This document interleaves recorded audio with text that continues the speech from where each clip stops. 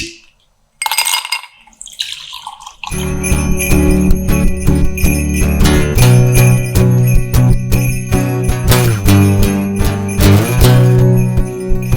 there, this is Kurtron, and this is your Bourbon Boy Advent Tasting Podcast. We pulled together some of our favorite picks to share with you as we count down to this year's Christmas. We hope you get a chance to taste some of these great bourbons as you enjoy this holiday season. Bourbon on.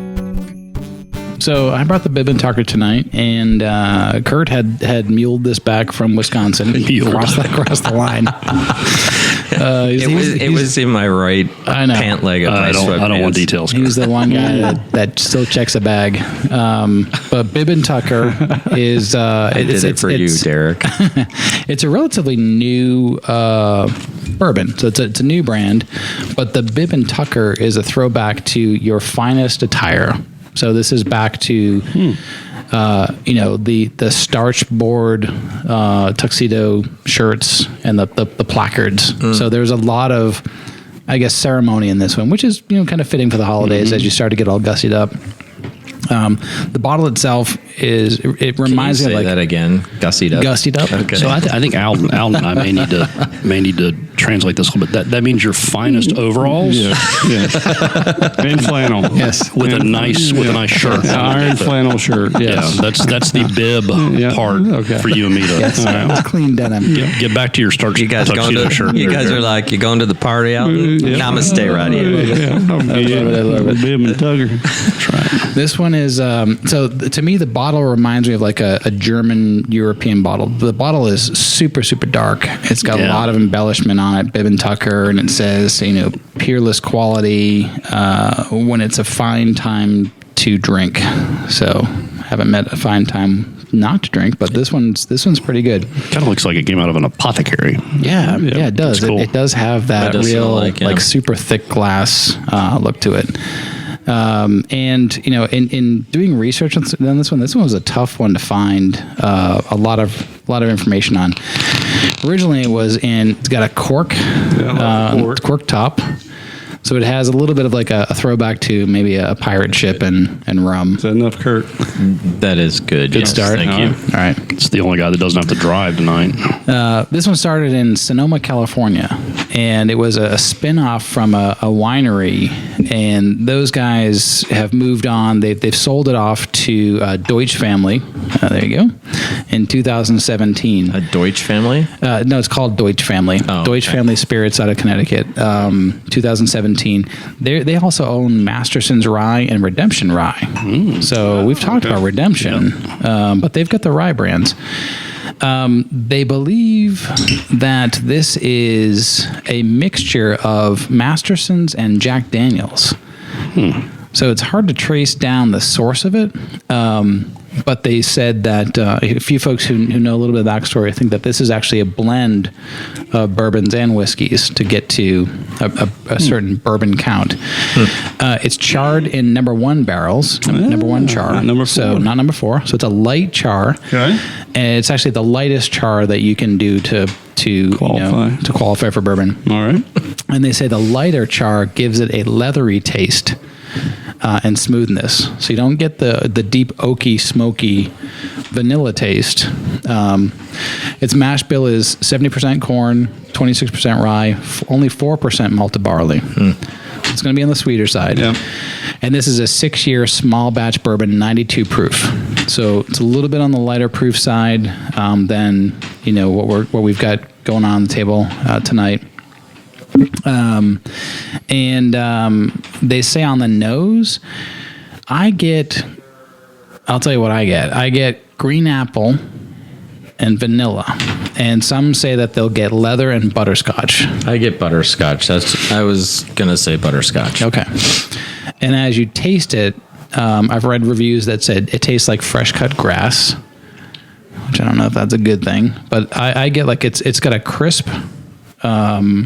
I get fresh cut apple. I don't get any smoke or oak in it. And then the finish, it's got a lingering finish, but it's very smooth and very sweet. What are you guys getting?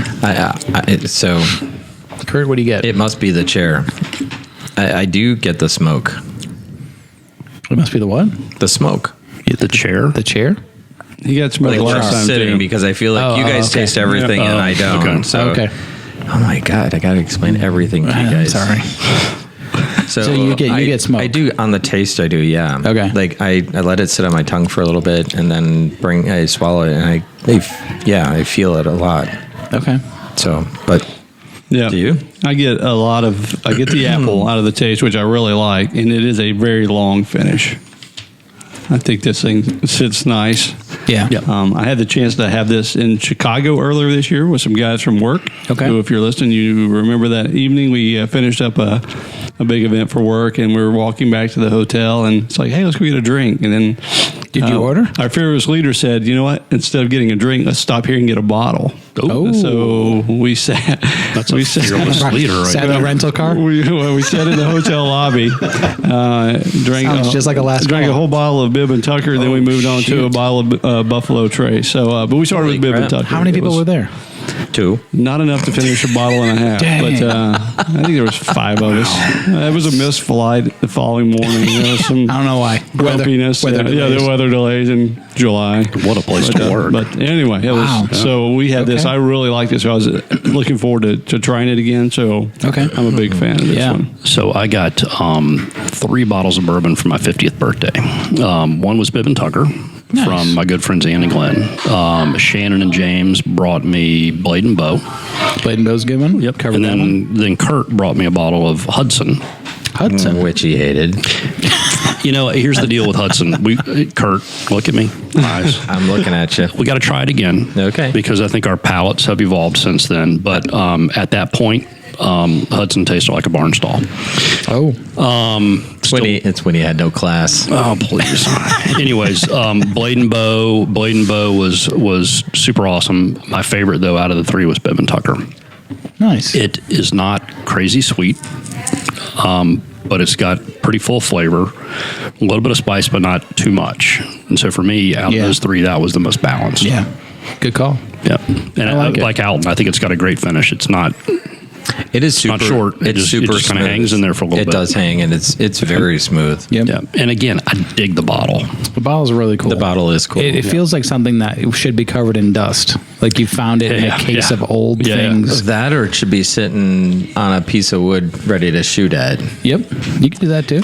Now it's funny. It is a pretty cool bottle, but it's not one of my favorite. I don't like the dark.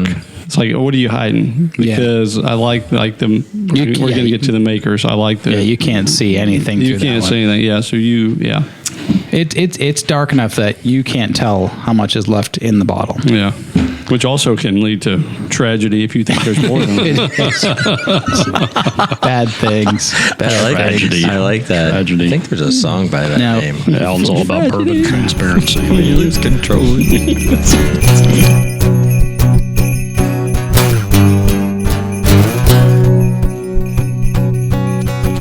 From all of us Bourbon Boys, we want to wish you all a very Merry Christmas and Happy Holidays. Bourbon on.